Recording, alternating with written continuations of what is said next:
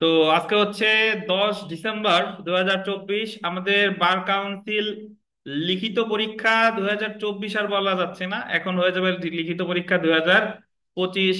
যে লিখিত ব্যাচ, দ্বিতীয় ব্যাচ বা রিভিশন কোর্সের আজকে আমাদের প্রথম ক্লাস। এবং আজকে আমরা শুরু করতে যাচ্ছি ফৌজদারি কার্যবিধি দিয়ে। আমাদের যে 7টা সাবজেক্ট, আমি যদি বলি যে সবার প্রথমে আমরা ফৌজদারি কার্যবিধি শেষ করব, তারপরে দণ্ডবিধি, তারপরে দেওয়ানি কার্যবিধি, তারপর সুনির্দিষ্ট প্রতিকার আইন, তারপর সাক্ষ্য আইন, তারপরে তামাদি আইন, এবং সবশেষে বাংলাদেশ বার কাউন্সিল দিয়ে আমাদের কোর্সের সমাপ্তি ঘটবে। তো আমাদের মোটামুটি পড়ার যে রুটিন সেটা আগের মতোই। আহ, রবি, মঙ্গল এবং বৃহস্পতিবার এই 3 দিন আমরা পড়ে থাকি। এই 3 দিন আমাদের ক্লাস অনুষ্ঠিত হবে লিখিত পরীক্ষার। লিখিত পরীক্ষার জন্য যে কোচিং সেটা অনুষ্ঠিত হবে। আর শনিবার হচ্ছে আমাদের এক্সাম ডে। শনিবারে আপনাদের প্রতি শনিবারে পরীক্ষা নেওয়া হয়। যারা অনলাইনে আমাদের ক্লাস রেগুলার করে থাকেন, আপনারা যদি মনে করেন যে আমাদের সাথে লিখিত পরীক্ষা দিতে চান, আপনারা আমাদের সাথে অন্তর্ভুক্ত ভর্তি হতে পারেন আমাদের কার্যক্রমে।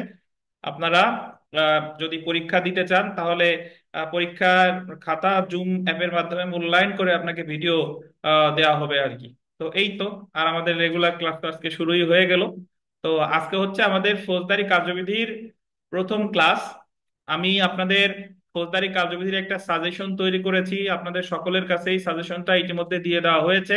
এই সাজেশনটার দিকে সবাই একটু দেখেন যে সাজেশনে এখানে মোট আপনার প্রশ্ন আছে। যদি আমি দেখি যে প্রায় 26টা প্রশ্ন আছে। প্রকৃতপক্ষে 26টা প্রশ্ন হলেও এর মধ্যে প্রশ্ন অনেক বেশি আছে। মানে 26টা টপিক বলা যেতে পারে এবং বিভিন্ন জায়গা থেকে।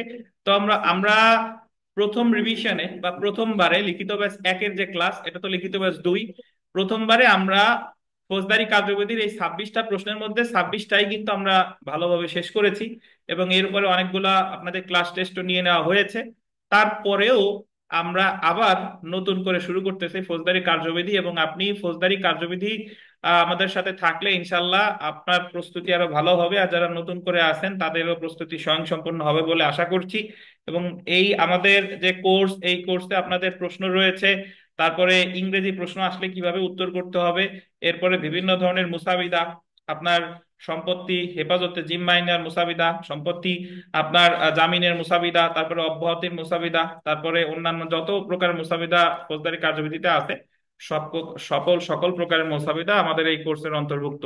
তো সবাই আমাদের যে সাজেশনের 1 নাম্বার প্রশ্নের দিকে একটু লক্ষ্য করি। দেখেন 1 নাম্বার প্রশ্নে আছে যে বাংলাদেশে কয় শ্রেণীর ফৌজদারি আদালত আছে এবং নির্বাহী ম্যাজিস্ট্রেট এবং বিচারিক ম্যাজিস্ট্রেটের ক্ষমতা ও কার্যাবলী বর্ণনা করুন।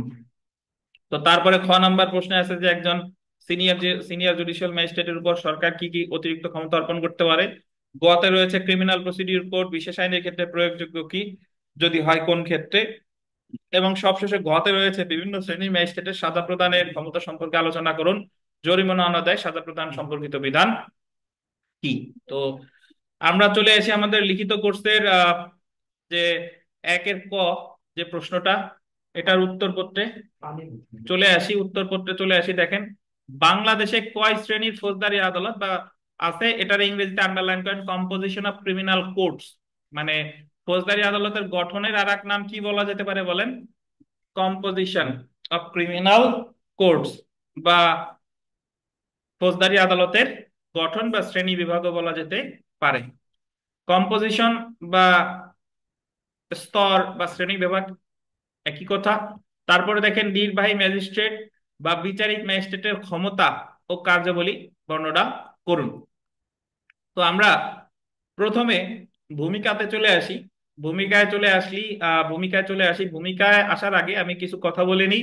সেটা হলো যে আমরা এই বার কাউন্সিলে যে 7টা আইন আমরা পড়তে যাচ্ছি, 7টা আইন ছাড়াও পৃথিবীতে যত আইন আছে এই আইনকে 2টা ক্যাটাগরিতে ভাগ করা যায়। একটা হচ্ছে আপনার পদ্ধতিগত আইন বা প্রসিডিউরাল ল বা অ্যাডজেক্টিভ ল। আর একটা হচ্ছে আপনার তত্ত্বগত আইন বা মূল আইন বা সাবস্ট্যান্টিভ ল। তো এখন আমরা যে ফৌজদারি কার্যবিধিটা পড়তে যাচ্ছি, এটা আসলে পদ্ধতিগত আইন বা প্রসিডিউরাল ল বা অ্যাডজেক্টিভ ল। তো এটা কেন পদ্ধতিগত আইন, আমরা কিভাবে পড়বো, কিভাবে বুঝবো? প্রথমেই বুঝে নেই যে ফৌজদারি কার্যবিধি 1898। তো এটা হচ্ছে যে ফৌজদারি কার্যবিধি, যে এখন আমরা পড়া শুরু করবো আস্তে আস্তে আমরা জানতে পারবো যে ফৌজদারি কার্যবিধিতে একটা ফৌজদারি মামলা দায়েরের বিভিন্ন পদ্ধতি সম্পর্কে আলোচনা করা হয়েছে। ফৌজদারি মামলা কিভাবে দায়ের হবে, কোথায় দায়ের হবে, কিভাবে বিচার হবে, কিভাবে তদন্ত হবে, কিভাবে অনুসন্ধান হবে, এই সম্পর্কিত বিধান ফৌজদারি কার্যবিধিতে আছে। কিন্তু ফৌজদারি কার্যবিধিতে কোনো অপরাধের সংজ্ঞা দেওয়া হয় নাই, কোনো শাস্তি সম্পর্কে আলোচনা করা হয় নাই। যদি কোনো আইনে কোনো অপরাধ বা শাস্তি সম্পর্কে আলোচনা করা হয় বা প্রতিকার সম্পর্কে আলোচনা করা হয়, সেই আইনটাকে বলে মূল আইন বা তত্ত্বগত আইন বা সাবস্ট্যান্টিভ ল। আর যে আইনে মামলা করার বিভিন্ন পদ্ধতি সম্পর্কে আলোচনা করা হয়, সেই আইনটাকে বলে আপনার প্রসিডিউরাল ল বা অ্যাডজেক্টিভ ল বা পদ্ধতিগত আইন। তো এই কারণে ফৌজদারি মামলার ক্ষেত্রে ফৌজদারি কার্যবিধি হলো একটা পদ্ধতিগত আইন। আর ফৌজদারি মামলার ক্ষেত্রে তাহলে মূল আইন কোনটা? মূল আইন হচ্ছে দণ্ডবিধি। আমাদের বার কাউন্সিল পড়লে দণ্ডবিধি। এছাড়াও মূল আইন আরো যে অপরাধ সংক্রান্ত আরো যে আইনগুলো আছে সেইগুলোও কি আইন? মূল আইন। তো একইভাবে দেওয়ানি মামলা দায়েরের বিভিন্ন পদ্ধতি সম্পর্কে আলোচনা করছে দেওয়ানি কার্যবিধি 1908-এ। তাই দেওয়ানি কার্যবিধি 1908 একটা কি আইন? পদ্ধতিগত আইন। আর দেওয়ানি মামলার প্রতিকার বা সংজ্ঞা এইগুলা সম্পর্কে আলোচনা করছে সুনির্দিষ্ট প্রতিকার আইন। তাই দেওয়ানি মামলার ক্ষেত্রে মূল আইন বা তত্ত্বগত আইন বা সাবস্ট্যান্টিভ ল হচ্ছে সুনির্দিষ্ট প্রতিকার আইন 1877। এছাড়া যে সাক্ষ্য আইন, এটা দেওয়ানি মামলার ক্ষেত্রেও লাগে, ফৌজদারি মামলার ক্ষেত্রেও লাগে। সাক্ষ্য আইনে সাক্ষ্য গ্রহণের বিভিন্ন পদ্ধতি, কার সাক্ষ্য আগে গ্রহণ করবে, কোন কোন সাক্ষ্য গ্রহণ হবে, এই আদালত কি অনুমান করবে, সাক্ষ্য আইনেও প্রকৃতপক্ষে পদ্ধতি সম্পর্কে আলোচনা করেছে। কারণ সাক্ষ্য আইনে কোথাও কিন্তু আপনার শাস্তি বা প্রতিকার সম্পর্কে আলোচনা করেনি, যে কারণে সাক্ষ্য আইনও একটা কি আইন? পদ্ধতিগত আইন। এরপরে তামাদি আইন। তামাদি আইনও পদ্ধতিগত আইন, কারণ তামাদি আইনে যে একটা মামলার তামাদি মেয়াদ কিভাবে গণনা করা হবে, কোন কোন সময় বাদ যাবে, এই পদ্ধতিগুলোই আলোচনা করেছে। তো তামাদি আইনও পদ্ধতিগত আইন। এবং সবশেষে আমরা যদি বাংলাদেশ বার কাউন্সিল, এটাকেও পদ্ধতিগত পদ্ধতিগত আইনই বলা চলে। তো এখন তাহলে আমরা এই আলোচনার শুরুতে যা পেলাম সেটা হলো যে আমাদের বাংলাদেশ বার কাউন্সিলের যে 7টা সাবজেক্ট রয়েছে, এর মধ্যে 2টা হলো আপনার তত্ত্বগত আইন, সেই 2টা হলো দণ্ডবিধি, আর একটা হলো সুনির্দিষ্ট প্রতিকার আইন। এই 2টা ছাড়া আর বাকি 5টা হলো কি আইন? পদ্ধতিগত আইন। এখন পরীক্ষায় সাধারণত প্রিলিমিনারি পরীক্ষায় প্রশ্ন আসে যে নিম্নের কোন আইনটি পদ্ধতিগত আইন, নিম্নের কোন আইনটি তত্ত্বগত আইন। এখন ফৌজদারি কার্যবিধি ওভারঅল একটা পদ্ধতিগত আইন, বাট ফৌজদারি কার্যবিধির 2-4টা ধারা আছে যে জায়গায় শাস্তি কথা বলা আছে। তো ওই সংশ্লিষ্ট ধারাটা হলো কি টাইপের? সাবস্ট্যান্টিভ নেচারের। যেরকম আমরা যখন ফৌজদারি কার্যবিধির ম্যাজিস্ট্রেট আদালতের বিচার পদ্ধতি পড়বো, ওখানে বলা আছে 250 ধারায় যে মিথ্যা, তুচ্ছ বা হয়রানিমূলক মামলার ক্ষেত্রে আপনার ওই 1000 টাকা ক্ষতিপূরণ বা 3000 টাকা, 1000 টাকা ক্ষতিপূরণের সাথে সাথে 3000 টাকা জরিমানা এবং 6 মাসের কারাদণ্ড দিতে পারে। তাহলে এই যে যে দণ্ডটা দিচ্ছে, তাই ফৌজদারি কার্যবিধি সামগ্রিকভাবে একটা পদ্ধতিগত আইন হলেও ওই পার্টিকুলার সেকশনটা একটা কি আইন? মূল আইন নেচারে। বুঝতে পারছেন? তো এই আর কি, আপাতত এতটুকু জানলেই চলবে। তাহলে ফৌজদারি কার্যবিধি সামগ্রিকভাবে একটা কি আইন? পদ্ধতিগত আইন। আমরা একটু ভূমিকা পড়ি, দেখেন যে ফৌজদারি কার্যবিধি হলো প্রধানত একটি পদ্ধতিগত আইন বা অ্যাডজেক্টিভ বা প্রসিডিউরাল ল। কারণ এই আইনে ফৌজদারি আদালতের গঠন এবং ক্ষমতা থেকে শুরু করে একটি ফৌজদারি মামলা দায়ের সংক্রান্ত সকল নিয়ম বর্ণনা করা হয়েছে। 1861 সালে সর্বপ্রথম ফৌজদারি কার্যবিধি ব্রিটিশ পার্লামেন্ট কর্তৃক পাশ করা হয়। আমাদের যে বর্তমানে আমরা যে ফৌজদারি কার্যবিধি পড়তেছি, এই ফৌজদারি কার্যবিধিটা সর্বপ্রথম পাশ করা হয় ব্রিটিশ পার্লামেন্টে 1861 সালে। ফৌজদারি কার্যবিধি 1898, আর ফৌজদারি কার্যবিধি 1898 সালে পুনরায় সংস্কার করা হয়, যা 1898 সালের 1 জুলাই হতে কার্যকর করা হয়। ফৌজদারি কার্যবিধির ফৌজদারি কার্যবিধি 1898 আন্ডারলাইন করবেন 6 ধারা ফৌজদারি আদালতের গঠন সম্পর্কে আলোচনা করা হয়েছে। 6 ধারায় লেখেন, 6 ধারায়, একটা অন্তঃস্থলে দেন। ছয় ধারায় ফৌজদারি আদালতের গঠন সম্পর্কে আলোচনা করা হয়েছে। তো তো যদি বলে যে কম্পোজিশন অফ ক্রিমিনাল কোড বা ফৌজদারি আদালতের গঠন সম্পর্কে আলোচনা করা হয়েছে কত ধারায়, উত্তর হবে কত ধারা? ছয় ধারা। তো আমরা চলে আসি ফৌজদারি আদালতের গঠন বা শ্রেণী। ফৌজদারি কার্যবিধির ছয় ধারায় ফৌজদারি আদালতের শ্রেণী বিভাগ উল্লেখ করা হয়েছে। ছয়ের এক ধারা অনুসারে বাংলাদেশে আন্ডারলাইন করবেন, সুপ্রিম কোর্ট ব্যতীত দুই শ্রেণীর ফৌজদারি আদালত আছে। তার আগে আমি একটু ধারণা দিই সুপ্রিম কোর্ট কি। সুপ্রিম কোর্ট হচ্ছে বাংলাদেশের সর্বোচ্চ আদালত সুপ্রিম কোর্ট। সুপ্রিম কোর্টের দুইটা বিভাগ, সবার উপরে হচ্ছে আপিল বিভাগ, তারপরে হচ্ছে কি হাইকোর্ট বিভাগ। তো সুপ্রিম কোর্ট, ওই হাইকোর্টও সুপ্রিম কোর্ট, আবার আপিল বিভাগও কি সুপ্রিম কোর্ট, কারণ দুইটা নিয়েই সুপ্রিম কোর্ট গঠিত। তো সুপ্রিম কোর্টের নিচে বাংলাদেশের দুইটা ফৌজদারি আদালত রয়েছে। সেই দুইটা হলো, একটা দেখেন দায়রা আদালত, আর একটা হচ্ছে কি ম্যাজিস্ট্রেট আদালত। তো এখন আমরা দেখি যে দায়রা আদালতের গঠন আবার কি। দায়রা আদালতের গঠন ছয় ধারায় বলে নাই।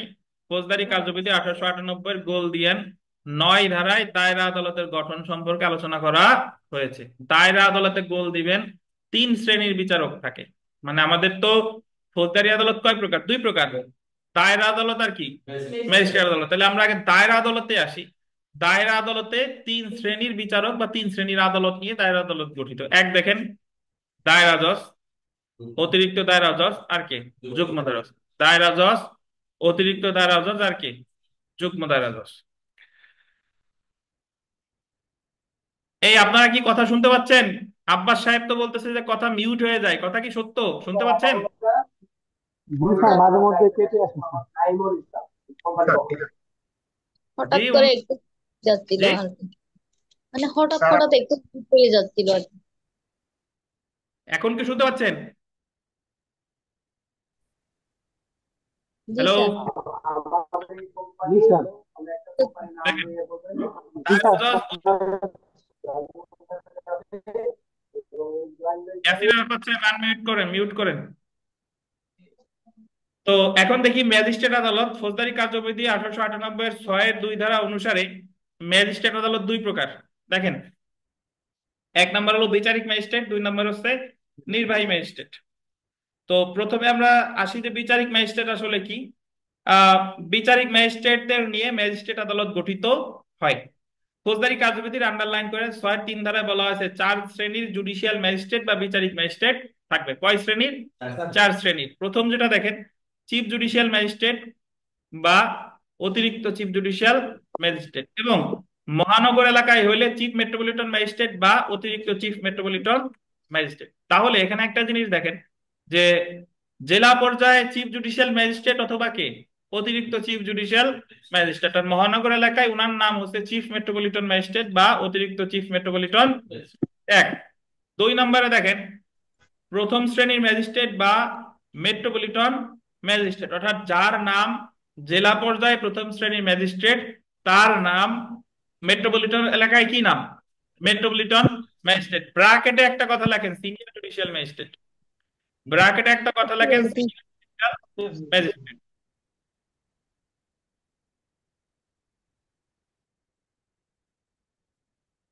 অর্থাৎ প্রথম শ্রেণীর ম্যাজিস্ট্রেট বা মেট্রোপলিটন ম্যাজিস্ট্রেটের আরেকটা নাম কি? Senior judicial magistrate. তারপরে দেখেন 3 নম্বরে দ্বিতীয় শ্রেণীর ম্যাজিস্ট্রেট, 4 নম্বরে কি তৃতীয় শ্রেণীর ম্যাজিস্ট্রেট। তাহলে আমাদের যে ফৌজদারি আদালতের যে শ্রেণী বিভাগ আমরা পেলাম, যে সুপ্রিম কোর্ট ব্যতীত দুই ধরনের আদালত থাকবে, একটা হলো দায়রা আদালত আর একটা হলো ম্যাজিস্ট্রেট আদালত। দায়রা আদালতের গঠন সম্পর্কে বলছে কত ধারায়? 9 ধারায়। দায়রা জজ, অতিরিক্ত দায়রা জজ, যুগ্ম দায়রা জজ। আর ম্যাজিস্ট্রেট আদালত আবার দুই প্রকার, একটা হলো বিচারিক ম্যাজিস্ট্রেট আর একটা হচ্ছে কি নির্বাহী ম্যাজিস্ট্রেট। বিচারিক ম্যাজিস্ট্রেট আবার কয় প্রকার? 4 প্রকার। একটা হলো চিফ জুডিশিয়াল ম্যাজিস্ট্রেট বা অতিরিক্ত চিফ জুডিশিয়াল ম্যাজিস্ট্রেট, মেট্রোপলিটন এলাকা হইলে চিফ মেট্রোপলিটন ম্যাজিস্ট্রেট বা অতিরিক্ত চিফ মেট্রোপলিটন ম্যাজিস্ট্রেট। আর প্রথম শ্রেণী ম্যাজিস্ট্রেট বা মেট্রোপলিটন ম্যাজিস্ট্রেট যার আর একটা নাম হচ্ছে কি সিনিয়র জুডিশিয়াল ম্যাজিস্ট্রেট, দ্বিতীয় শ্রেণীর ম্যাজিস্ট্রেট, তৃতীয় শ্রেণীর ম্যাজিস্ট্রেট। এই তো ম্যাজিস্ট্রেট আদালতের গঠন বা শ্রেণী বিভাগ। বিচারিক ম্যাজিস্ট্রেটগণ বা দায়রা জজগণ বাংলাদেশ জুডিশিয়াল সার্ভিসের সদস্যদের মধ্যে হতে নিয়োগপ্রাপ্ত হবে। একটু বলে রাখা ভালো যে আমাদের আহ, এই নির্বাহী ম্যাজিস্ট্রেট মানে বিচারিক ম্যাজিস্ট্রেট পদ, এটা 2007 সালের আগে ছিল না। 2007 সালে যখন 1লা নভেম্বর নির্বাহী বিভাগ থেকে বিচার বিভাগ পৃথক হয়, তখন বিচারিক ম্যাজিস্ট্রেট পদটা সৃষ্টি করা হয়। এর আগে বিচার কার্য পরিচালনা করতো নির্বাহী ম্যাজিস্ট্রেটরাই। তো আমরা চলে আসি, দেখেন পরীক্ষায় প্রশ্ন জানতে চেয়েছে যে নির্বাহী ম্যাজিস্ট্রেট ও বিচারিক ম্যাজিস্ট্রেটের ক্ষমতা ও কার্যাবলী। তো তার আগে একটু বলে রাখি যে আমাদের নির্বাহী ম্যাজিস্ট্রেটের কিন্তু কোনো শ্রেণী নাই, বুঝতে পারছেন? নির্বাহী ম্যাজিস্ট্রেট হলো অ্যাকচুয়ালি যারা ওই যে বাংলাদেশ মানে যে আপনার সিভিল সার্ভিস, বিসিএস এর মাধ্যমে যারা অ্যাডমিন ক্যাডার, যে সহকারী কমিশনার থেকে সর্বনিম্ন পদ হলো সহকারী কমিশনার, তাদেরকে যদি সরকার ক্ষমতা দেয় তারা নির্বাহী ম্যাজিস্ট্রেট। এছাড়া ওই যে আপনার উপজেলা নির্বাহী অফিসার বা আপনার আমাদের ডিস্ট্রিক্ট নির্বাহী ম্যাজিস্ট্রেটের সর্বোচ্চ পদ হচ্ছে জেলা ম্যাজিস্ট্রেট। তো দেখেন, তো নির্বাহী ম্যাজিস্ট্রেটের প্রকৃতপক্ষে কোনো কি নাই, শ্রেণী নাই। আপনি যদি বলেন যে নির্বাহী ম্যাজিস্ট্রেট প্রথম শ্রেণী ম্যাজিস্ট্রেট, দ্বিতীয় শ্রেণী ম্যাজিস্ট্রেট, তৃতীয় শ্রেণী ম্যাজিস্ট্রেট, এরকম বলার কোনো সুযোগ নাই। আমাদের ফৌজদারি কার্যবিধিতে নির্বাহী ম্যাজিস্ট্রেটের কোনো শ্রেণী বিভাগ করা হয়নি। হ্যাঁ। তো দেখেন, নির্বাহী ম্যাজিস্ট্রেট এবং বিচারিক ম্যাজিস্ট্রেটের ক্ষমতা ও কার্যাবলী যেহেতু পরীক্ষার প্রশ্নে এসেছে, তো জুডিশিয়াল ম্যাজিস্ট্রেটের ক্ষমতা ও কার্যাবলী আমরা এখানে একটা জিনিস দেখবেন যে আমরা ক্ষমতা এবং কার্যাবলী দুইটা আলাদা আলাদা লিখতে যাব না। ক্ষমতা আর কার্যাবলী দুইটা টাইটেল কি একই রকম, মানে দুইটা একই সাথে আলোচনা করে দিয়েছি। আলাদা আলাদা লিখতে গেলে প্রশ্ন অনেক বড় হয়ে যাবে, এমনিতেই প্রশ্ন অনেক বড়। তারপরে যদি আমি ক্ষমতা আলাদা দিই, কার্যাবলী আলাদা দিই, আবার নির্বাহী ম্যাজিস্ট্রেটের ক্ষমতা আলাদা, কার্যাবলী আলাদা দিলে আপনার এক প্রশ্ন লিখতে গেলে 1 ঘন্টা শেষ। তো এই কারণে আমরা প্রথমে আসি জুডিশিয়াল ম্যাজিস্ট্রেটের ক্ষমতা ও কার্যাবলী। ফৌজদারি কার্যবিধির 1898 আন্ডারলাইন করেন 11 ও 18 ধারায় যথাক্রমে জেলা পর্যায়ে এবং মেট্রোপলিটন এলাকায় জুডিশিয়াল ম্যাজিস্ট্রেটের নিয়োগ সম্পর্কে আলোচনা করা হয়েছে। অর্থাৎ এই যে যে জুডিশিয়াল ম্যাজিস্ট্রেট, এদেরকে জেলা পর্যায়ে যে নিয়োগ প্রদান করে এই সম্পর্কে বলা হয়েছে ফৌজদারি কার্যবিধির 11 ধারায়। আর মেট্রোপলিটন এলাকায় নিয়োগ প্রদানের ব্যাপারে বলা হয়েছে কত ধারায়? স্যার, জি। স্যার কথা আজকে কেটে কেটে আসতেছে। এখন করবো কি, কেটে কেটে আসলি বলেন? নেট তো আমাদের আমার এখানে আপনার ওখানে কোনো সমস্যা একটু এই দেখেন, একটু কি করে চেক করে। একটু সবাই মিউট করে রাখেন দেখি তাহলে হয় কিনা, মানে কি আনমিউট করলে নেটের প্রবলেম করে আর কি। আপনারা তো ক্লাস জীবনে কম করলেন না, তারপরেও আনমিউট করে রাখেন কেন?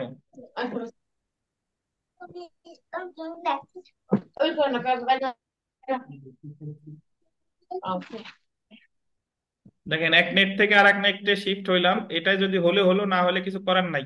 দেখেন, আমার ওয়াইফাই থেকে মানে ব্রডব্যান্ড থেকে হটস্পটে গেলাম মোবাইলের।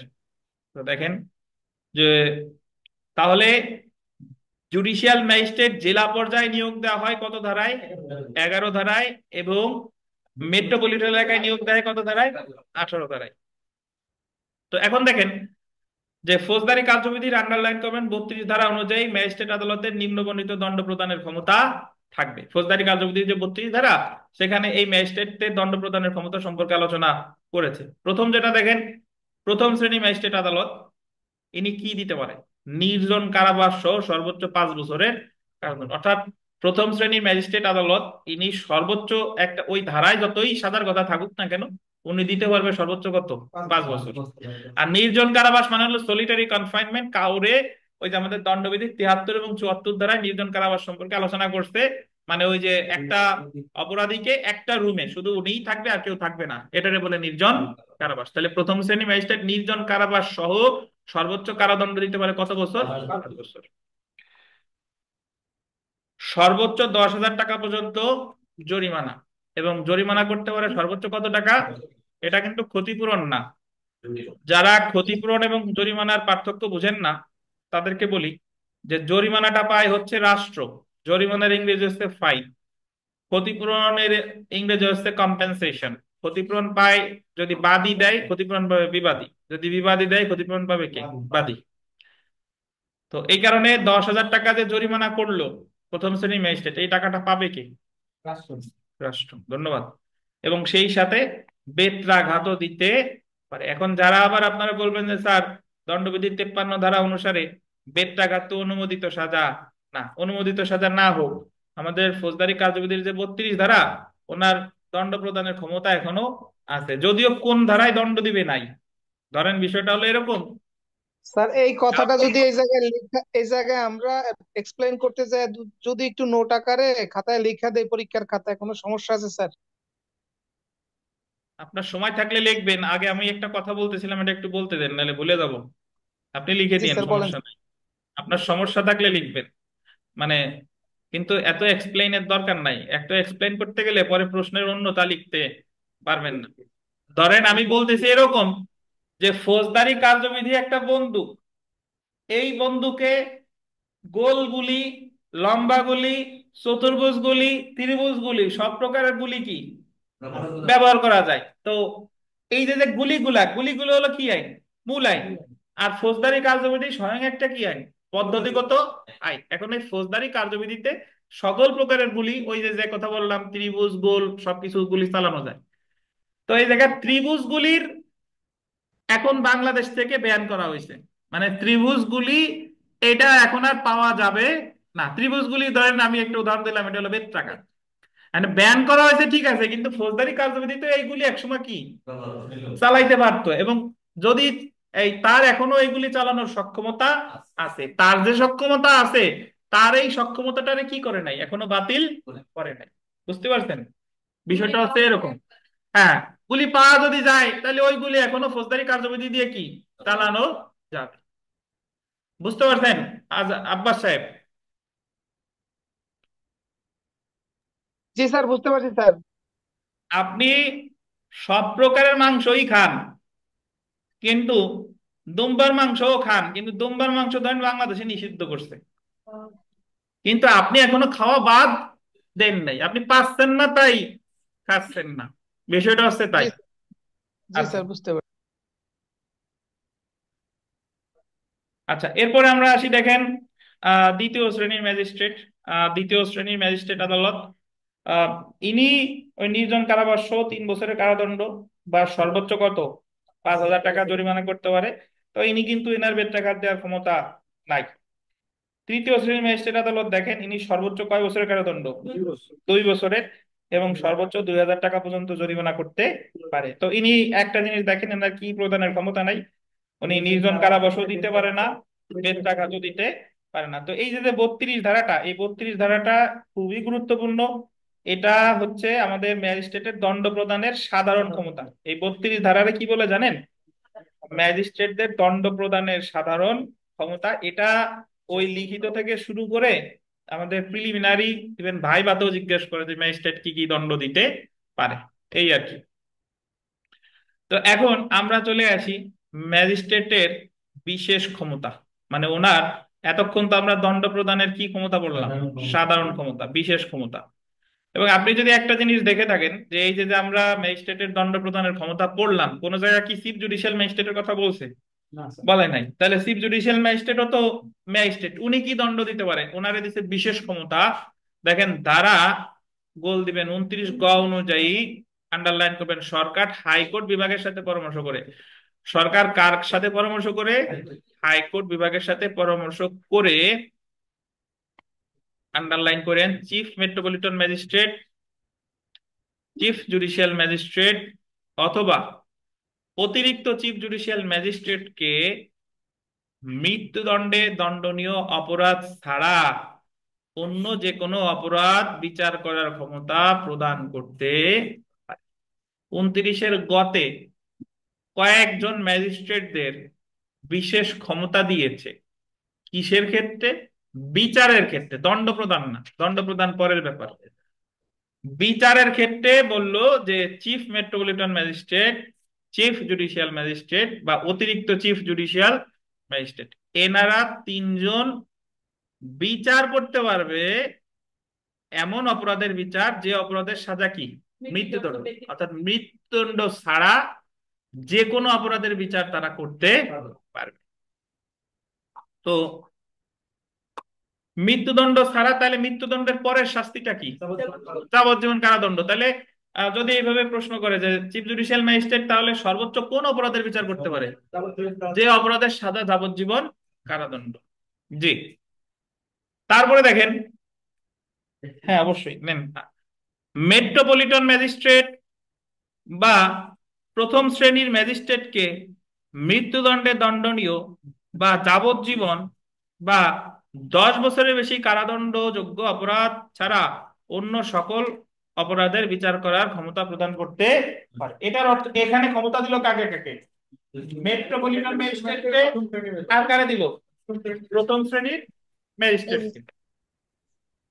ওনাদের ক্ষমতা দিছে যে আপনারা মৃত্যুদণ্ড বিচার করতে পারবেন না, যাবজ্জীবন কারাদণ্ডের বিচার করতে পারবেন না, বা 10 বছর বা 10 বছরের বেশি অপরাধের 10 বছরের বেশি অপরাধের বিচার করতে পারবেন না। সর্বোচ্চ বিচার করতে পারবেন যে অপরাধের সাজা কত, 10 বছর।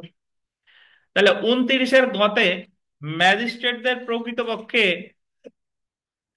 দণ্ড প্রদানের ক্ষমতা দিছে নাকি বিচার করার ক্ষমতা দিছে? এবং 29-এর গয়ের প্রথম যেটা, প্রথমে ক্ষমতা দিছে তিনজনরে, chief metropolitan magistrate, chief judicial magistrate, আর কে অতিরিক্ত চিফ জুডিশিয়াল ম্যাজিস্ট্রেট। ওনাদের বললো যে আপনারা মৃত্যুদণ্ড ছাড়া যে কোনো অপরাধের বিচার করতে পারবেন।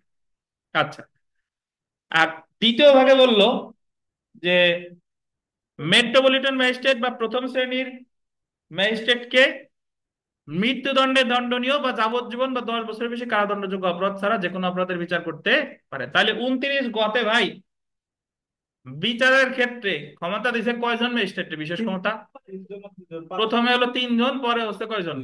2 জন। জন, 5 জন। মোট কয়জন দিছে? 5 জন। এখন 5 জন। প্রিলিমিনারি পরীক্ষার জন্য একটা প্রশ্ন খুব গুরুত্বপূর্ণ, সেটা হলো এই পরীক্ষার প্রশ্ন আসে যে 29 গ ধারায় নিম্নের কোন শ্রেণীর ম্যাজিস্ট্রেটে বিশেষ ক্ষমতা দেয় নাই বিচারের ক্ষেত্রে? এই দেখেন, এখানে চিফ মেট্রোপলিটন ম্যাজিস্ট্রেট আছে, চিফ জুডিশিয়াল ম্যাজিস্ট্রেট আছে, অতিরিক্ত চিফ জুডিশিয়াল আছে, নাই কে? অতিরিক্ত চিফ মেট্রোপলিটন ম্যাজিস্ট্রেট। ওনারা কিন্তু বিশেষ ক্ষমতা দেয় নাই। ধন্যবাদ। তো এই 29-এর গতে যাদেরকে বিশেষ ক্ষমতা দিল, এই ক্ষমতাটা কিন্তু দণ্ড প্রদানের ক্ষেত্রে না, এটা কিসের ক্ষেত্রে?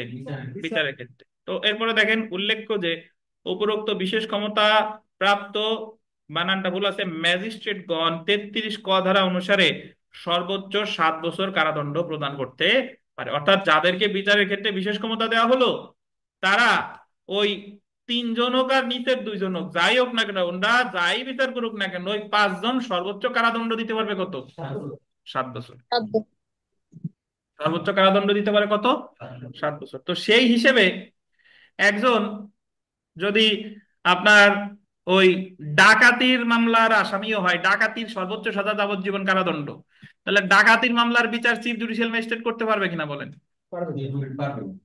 ডাকাতির শাস্তি তো আর মৃত্যুদণ্ড না, তাহলে যাবজ্জীবন কারাদণ্ড চিফ জুডিশিয়াল ম্যাজিস্ট্রেট পারবে কিনা? পারবে। দণ্ডবিধির 326 ধারায় ওই voluntarily causing heart with deadly weapon, মানে আপনার স্বেচ্ছায় গুরুতর আঘাত মারাত্মক অস্ত্রের সাহায্যে, ওটার সর্বোচ্চ সাজা যাবজ্জীবন কারাদণ্ড। এটা বিচার করতে চিফ জুডিশিয়াল ম্যাজিস্ট্রেট পারবে কিনা? পারবে। পারবে, বাট উনি বিচার শেষে সর্বোচ্চ সাজা দিতে পারবে 33 কতে কত? 7 বছর। এখন প্রশ্ন এসে যায়, আপনাদের অনেকের মনে প্রশ্ন উদ্ভূত হতে পারে যে স্যার, যে তাহলে উনি তো যাবজ্জীবন কারাদণ্ডযোগ্য অপরাধের বিচার করলো, কিন্তু সাজা তো 7 বছরের বেশি দিতে পারতেছেন। এখন মনে যদি হয় যে 7 বছরের বেশি সাজা দেওয়া দরকার, তাহলে কি হবে? তাহলে 347 ধারায় উনি এই মামলাটা বদলি করে দিবে কার কাছে? দায়রা জজের কাছে। তখন দায়রা জজ আবার এইটা দেখে শুনে যদি মনে হয়, তাহলে উনি সাজা বৃদ্ধি করতে পারে। বাট চিফ স্যার, উনি উনার ক্ষমতা বলে সর্বোচ্চ সাজা দিতে পারবে 7 বছর। আর উনার যদি মনে হয় যে এর চেয়ে বেশি সাজা দেওয়া দরকার, তাহলে মামলা বদলি করে দিতে হবে কার কাছে? দায়রা জজের কাছে। কত ধারায়? 347 ধারায়। এই এখন আপনারা কথা ক্লিয়ার শুনতে পাচ্ছেন তো নাকি? জি স্যার, এখন ক্লিয়ার আছে। জি স্যার, ক্লিয়ার স্যার। আচ্ছা, ধন্যবাদ। আচ্ছা, একটু দাঁড়ান।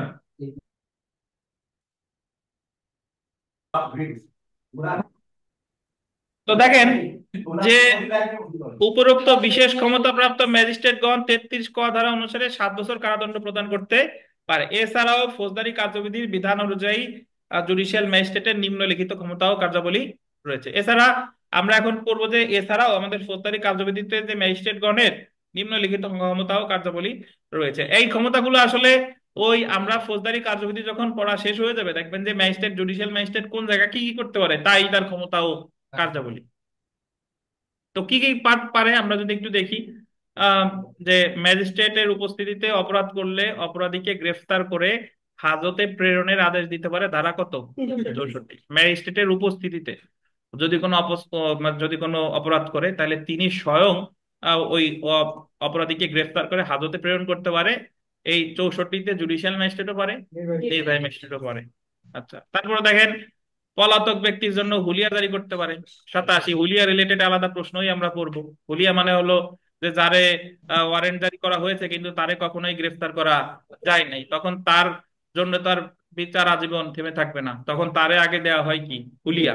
হুলিয়া অনুযায়ী হাজির না হলে তারে 88 ধারায় সম্পত্তি ক্রয়, ক্রয় করার পরেও যদি হাজির না হয় তারপরে 339B ধারায় ট্রায়াল ইন অ্যাবসেন্সিয়ার মাধ্যমে আগে তারে 2টা জাতীয় দৈনিকে বিজ্ঞাপন দিবে, তারপরেও যদি সে হাজির না হয় তারপরে তার অনুপস্থিতিতে বিচার শুরু হবে। এই যে দেখেন, পলাতক ব্যক্তির সম্পত্তি ক্রোকের আদেশ দিতে পারে কত? 88। তারপরে যে তল্লাশি পরোয়ানা দিতে পারে মানে সার্চ ওয়ারেন্ট, এটাও আমরা আলাদা। 93তে হলো কোনো বস্তু তল্লাশির জন্য, আর 100তে হচ্ছে কি? কোনো ব্যক্তি। তো আপনি এটা এই পয়েন্টটারও দুই ভাগ করতে পারেন, যে বস্তু তল্লাশির জন্য সার্চ ওয়ারেন্ট ইস্যু করে কত? 96। আর কোনো ব্যক্তিকে তল্লাশির জন্য সার্চ ওয়ারেন্ট কত? 100। তারপরে দেখেন যে ফরিয়াদির জবানবন্দি গ্রহণ করতে পারে ধারা কত? 200। ওই যে শেয়ার মামলা দায়ের করলে যে জবানবন্দি গ্রহণ করে, এটা কত ধারায় গ্রহণ করে? 200 ধারায়। তারপরে দেখেন কোন মামলা আমলে নিতে পারে কত? 190। তারপরে দেখেন মামলা হস্তান্তর করতে পারে 191, 192, 205 গ, 205 গ। এই চারটেরও আপনি আলাদা আলাদা ইচ্ছা করলে বলতে পারেন। তারপরে বিবৃতি বা দোষ স্বীকারোক্তি লিপিবদ্ধ করতে পারে কত? 164। নাম্বার আদেশ দিতে পারে 167 ও কত? 344। তদন্ত পর্যায়ে রিমান্ড 167, বিচারিক পর্যায়ে রিমান্ড 344। তারপর দেখেন ফরিয়াদির অনুপস্থিতিতে ম্যাজিস্ট্রেট আসামিকে খালাস দিতে পারে 247। তারপরে নালিশ প্রত্যাহারের অনুমতি দিতে পারে 248। সংক্ষিপ্ত পদ্ধতিতে বিচারের করতে পারেন 260 ইত্যাদি। আপনি এক প্রশ্ন দিয়েই 1 ঘন্টার বেশি লেখা যায়, তো আমার তো অত লিখলে তো আর হবে না, মোটামুটি কয়েকটা লিখে দিয়ে দিলাম কি ইত্যাদি। তো তারপরে আমরা চলে আসি দেখেন নির্বাহী ম্যাজিস্ট্রেটের ক্ষমতাও কার্যাবলী। এক ম্যাজিস্ট্রেটের ক্ষমতাও কার্যাবলী নিয়ে এতক্ষণ থাকলে ওনারা আবার মাইন্ড করবেন। আমরা চলে আসি দেখেন নির্বাহী ম্যাজিস্ট্রেটের ক্ষমতাও কার্যাবলী। তো আমি এর আগেই আপনাদের বলেছি যে নির্বাহী ম্যাজিস্ট্রেটের কিন্তু কোনো শ্রেণী বিভাগ নেই, তবে নির্বাহী ম্যাজিস্ট্রেটের সর্বোচ্চ পদ কি ভাই? জেলা ম্যাজিস্ট্রেট। দেখেন ফৌজদারি কার্যবিধির 10 ধারায় নির্বাহী ম্যাজিস্ট্রেট নিয়োগের বিধান আলোচনা করা হয়েছে। উক্ত ধারা অনুসারে সরকার প্রত্যেক জেলায় এবং মেট্রোপলিটন এলাকায় যতজন উপযুক্ত মনে করবে ততজন, আন্ডারলাইন করবেন, এক্সিকিউটিভ ম্যাজিস্ট্রেট বা ইএম নিয়োগ দিবেন, এবং তাদের মধ্যে একজনকে জেলা মেট্রো টুক কেটে দেন, জেলা ম্যাজিস্ট্রেট, জেলা মেট্রো বলছে না, ওই মেট্রো টুক কাটেন, তাদের মধ্যে একজনকে জেলা ম্যাজিস্ট্রেট ও অতিরিক্ত জেলা ম্যাজিস্ট্রেট হিসেবে নিয়োগ দিবেন। বাংলাদেশ সিভিল সার্ভিস বিসিএস প্রশাসন থেকে যে কোনো ব্যক্তিকে সরকার নির্বাহী ম্যাজিস্ট্রেটের ক্ষমতা দিতে পারেন। সহকারী কমিশনার, অতিরিক্ত ডেপুটি কমিশনার অথবা উপজেলা নির্বাহী অফিসার এক্সিকিউটিভ ম্যাজিস্ট্রেট বলে গণ্য হবে। ফৌজদারি কার্যবিধি অনুসারে একজন নির্বাহী ম্যাজিস্ট্রেটের নিম্নলিখিত ক্ষমতা ও কার্যাবলী রয়েছে। যদি আপনি দেখেন যে আপনার সময় কম, তাহলে এই নির্বাহী ম্যাজিস্ট্রেট সম্পর্কে উপরের কথাগুলো লেখার দরকার নাই। আপনি বলবেন যে নির্বাহী ম্যাজিস্ট্রেটের নিয়োগ সম্পর্কে ফৌজদারি কার্যবিধির 10 ধারায় আলোচনা করা হয়েছে, আর ফৌজদারি কার্যবিধি 1898 অনুসারে নির্বাহী ম্যাজিস্ট্রেটের ক্ষমতা ও কার্যাবলী নিম্নে আলোচনা করা হলো। বুঝতে পারছেন? যদি সময় কি না থাকে, এখন যদি বলেন যে স্যার সময় আছে কি নাই বুঝবো কিভাবে, তাইলে তো আর বুঝাইতে পারবো না। এটা তো আপনার নিজের বুঝতে হবে যে আমার কি কত সময় কত মার্ক, এটা তো আপনার উপলব্ধি করতে হবে। দেখেন, আচ্ছা, তারপরে দেখেন আহ যদি চিন্তা করেন যে ঘড়ি একটা নিয়ে একান্ত জরুরি, তাহলে দেখবেন যে আপনার হলে ঠিকই ঘড়ি নাই। মানে আমি একটা কথা বলি, যেটা হলো যে আপনি পরীক্ষা নিয়ে যত প্রকার নেতিবাচক ধারণা করবেন আপনার সাথে ওই জিনিসগুলোই ঘটবে। আপনি যদি মনে করেন যে মোমবাতি নিয়ে যাবো, দেখবেন যে আসলেই ঝড় বৃষ্টি হয়েছে। আপনি যদি মনে করেন যে ঘড়ি নিয়ে যাইতে হবে, ঘড়ি থাকে না না থাকে, যাই দেখবেন আসলেই ঘড়ি নাই। আপনি যদি সবসময় কুডাক ডাকেন এবার কি পাস করবানি করবানি করবানি, দেখবেন যে আসলেই ফেল করছেন যতই পড়াশোনা করেন না কেন।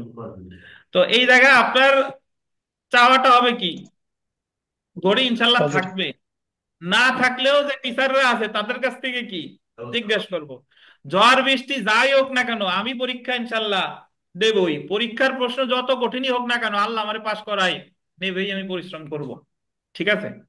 তো মনের মধ্যে কোনো প্রকার নেতিবাচক চিন্তা ভাবনা যেন না আসে। জি, ধন্যবাদ। দেখেন, তো নির্বাহী ম্যাজিস্ট্রেটের ক্ষমতা ও কার্যাবলী ওই একই রকম।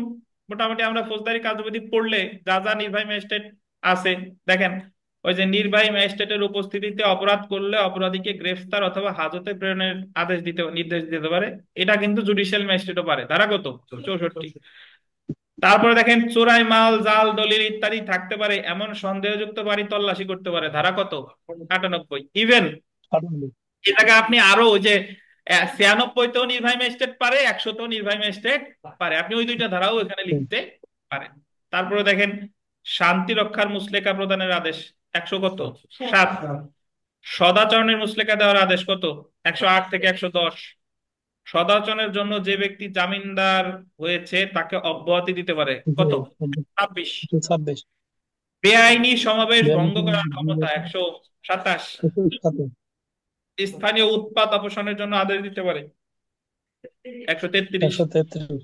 আসন্ন বিপদ বা জরুরি অবস্থার ক্ষেত্রে আদেশ দিতে পারে কত? 144। আপনি বলতে পারেন স্থাবর সম্পত্তি দখল পুনরুদ্ধারের আদেশ দিতে পারে 100 কত? 45। আপনি বলতে পারেন যে স্থানীয় অনুসন্ধানের লোকাল ইনকোয়ারির আদেশ দিতে পারে 148। 148। সম্পত্তি ক্রোকের আদেশ দিতে পারে 146। 146। দেখেন মৃত্যুর কারণ অনুসন্ধান ও কবর হতে লাশ তোলার ক্ষমতা ডিজেন্টাল ক্রপসেস 176(2) ধারা কত? তারপরে কি ইত্যাদি। তো এগুলা ছাড়াও নির্বাহী ম্যাজিস্ট্রেটের কিন্তু আরো ক্ষমতা আছে, তো অত আমাদের লেখার দরকার নাই। মোটামুটি ওই জুডিশিয়াল ম্যাজিস্ট্রেটের ক্ষমতা 7-8টা, নির্বাহী ম্যাজিস্ট্রেটের 7-8টা দিয়েই দিয়ে দেবেন ইত্যাদি, এই আর কি। তো আমাদের ক অংশের উত্তর শেষ। আমাদের প্রশ্নের একের যে খ, সেখানে প্রশ্ন ছিল, খ অংশটা যদি দেখি, যে এই যে দেখেন একজন সিনিয়র জুডিশিয়াল ম্যাজিস্ট্রেটের উপর সরকার কি কি অতিরিক্ত ক্ষমতা অর্পণ করতে পারে। আমি একটু আগেই আপনাদের বলেছি, বলেন তো সিনিয়র জুডিশিয়াল ম্যাজিস্ট্রেট কাকে বলে? প্রথম শ্রেণীর ম্যাজিস্ট্রেট। এর আর একটা নাম হচ্ছে কি? Senior judicial magistrate. তো দেখেন আহ যে সরকার একজন সিনিয়র জুডিশিয়াল ম্যাজিস্ট্রেটের উপর মৃত্যুদণ্ডে, যাবজ্জীবন কারাদণ্ডে বা 10 বছরের অধিক নয় সিনিয়র এমন বলতে গেলে অপরাধের চিফ বিচার করার ম্যাজিস্ট্রেট ক্ষমতা সিনিয়র। অর্পণ করতে পারে। এটা কোথায় আছে? ওই যে সিনিয়র 29 জুডিশিয়াল মনে আছে? তারপরে সংক্ষিপ্ত পদ্ধতিতে বিচার করার ক্ষমতা অর্পণ করতে পারে, এটা কত? ধারা কত? 260। উল্লেখ্য যে সকল সিনিয়র জুডিশিয়াল ম্যাজিস্ট্রেট প্রথম শ্রেণী ম্যাজিস্ট্রেটের ক্ষমতা প্রয়োগ করে থাকে।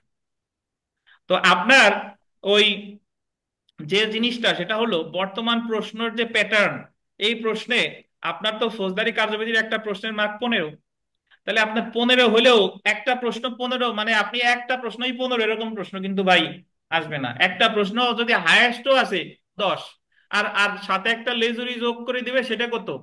5। তো এই কারণে, এবং ওই 10ও আপনি একবারে পাবেন না, ওই 10-এর ভিতর দেখবেন কি ভাঙা ভাঙা ভাঙা ভাঙা আছে। তো আপনার উত্তর হতে হবে তথ্য সমৃদ্ধ।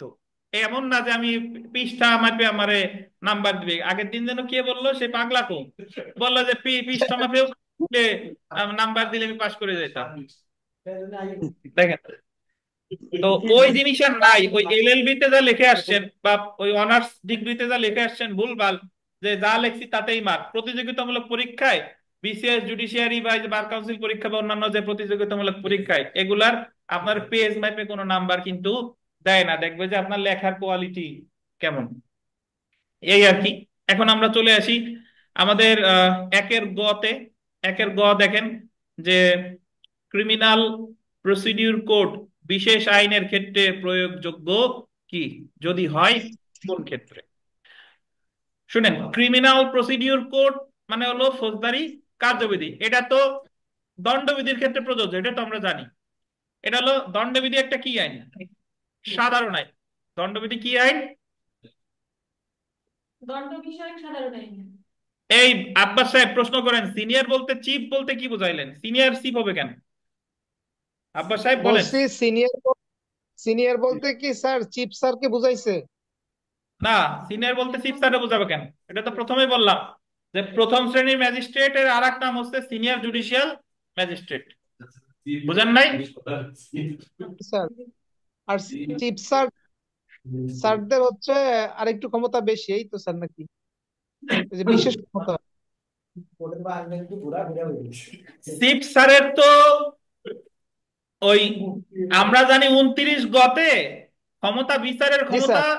30 গয়ের একে প্রথমে দিছে 3 জনরে, পরে দিছে 2 জনরে। তাহলে বিচারের ক্ষেত্রে তো ডেফিনেটলি চিফ স্যারের বিচার করার ক্ষমতা বেশি। জি কিন্তু স্যার। দণ্ড প্রদানের ক্ষেত্রে চিফ স্যার হোক অথবা অন্য যে কেউ হোক, ওই 5 জনের ক্ষমতাই কি সেম। এই তো কথা। আর চিফ স্যারের নাম সিনিয়র না, চিফ স্যার তো চিফ স্যারই, চিফ জুডিশিয়াল ম্যাজিস্ট্রেট ও বা চিফ আচ্ছা। Metropolitan magistrate. জি স্যার, বুঝতে পারছি স্যার। জি জি জি, ধন্যবাদ। তো দেখেন, আমাদের এখন পরীক্ষায় প্রশ্ন আসছে যে ক্রিমিনাল প্রসিডিউর কোড বিশেষ আইনের ক্ষেত্রে প্রযোজ্য কি। তো সবার আগে আমাদের জানা দরকার যে বিশেষ আইন কোনগুলো। আমরা বার কাউন্সিলে যে বিষয়গুলো পড়তেছি সব হলো সাধারণ আইন। ধরেন এই দণ্ডবিধি একটা সাধারণ আইন, কিন্তু ভবিষ্যতে মানে যখন দণ্ডবিধি প্রণয়ন করা হলো তখন সময়ের প্রয়োজনে বিভিন্ন অপরাধ সংক্রান্ত আরো আইন প্রণয়ন করা দরকার হয়েছে, ওইগুলোর বলে বিশেষ আইন। কেমনে? যে দণ্ডবিধিতে মাদক দ্রব্য নিয়ন্ত্রণ রিলেটেড কোনো কথা নাই, এক। দণ্ডবিধিতে ধরেন যৌতুক রিলেটেড কোনো কথা নাই। দণ্ডবিধিতে ওই ডিজিটাল আইন মানে ডিজিটাল অপরাধ রিলেটেড কোনো কথা নাই। তাহলে নারী শিশুর যে সাজা আছে, বাট আরো মানে যাতে ভালোভাবে বিধান করে যে আইনগুলো প্রণয়ন করা হয়েছে, নারী ও শিশু নির্যাতন দমন আইন 2000, ডিজিটাল নিরাপত্তা আইন 2018, মাদক দ্রব্য নিয়ন্ত্রণ আইন 2018, যৌতুক নিরোধক আইন 2018। তো এই আইনগুলো হলো কি আইন? বিশেষ আইন।